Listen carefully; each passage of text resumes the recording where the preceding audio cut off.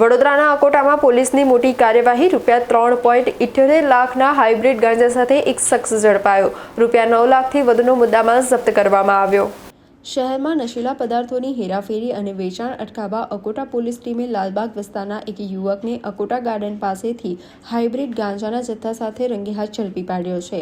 Akota police સ્ટેશનના PI ડીવી બલદાણાના માર્ગદર્શન હેઠળ પેટ્રોલિંગમાં રહેલી ટીમને ગુપ્ત બાતમી મળી હતી કે ઋષભ શાહ નામનો ઈસમ અકોટા ગાર્ડન પાસે માદક પદાર્થ લાવવાનો છે। આ બાતમીના આધારે પોલીસે દરોડો પાડી બલેનો કાર સાથે ઉભેલા ઋષભ સુનિલકુમાર શાહને ઘેરી લીધો હતો। પોલીસે આરોપીની અંગઝડતી કરતા તેની પાસેથી 108 ગ્રામ વનસ્પતિજન્ય હાઇબ્રિડ ગાંજો મળી આવ્યો હતો। આ ઉપરાંત પોલીસે ઘટના સ્થળેથી ₹5 લાખની કિંમતની બલેનો કાર, 2 આઈફોન અને રોકડ રકમ મળીને કુલ ₹9 લાખ ઉપરાંતનો મુદ્દામાલ જપ્ત કર્યો છે। અકોટા પોલીસે આરોપી વિરુદ્ધ એનડીપીએસ એક્ટ હેઠળ ગુનો નોંધી આગળની કાયદેસરની કાર્યવાહી હાથ ધરી છે।